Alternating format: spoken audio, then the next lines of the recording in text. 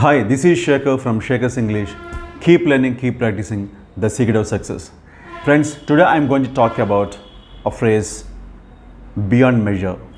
It's an idiomatic expression. It means to a very great extent, to a very great degree, in large numbers, in large amount, very great, very much, to an extreme degree.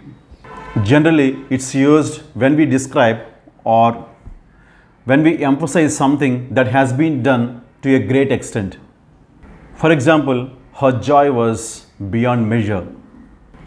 She irritated him beyond measure. His attitude annoys me beyond measure. Her work has improved beyond measure. His relief was beyond measure. Protesters assembled there beyond measure. The devotees came Tirumala beyond measure. That means devotees came there in large numbers, in very large numbers. Friends, I think this idiomatic expression beyond measure will help you in your conversation. Thank you so much, friends.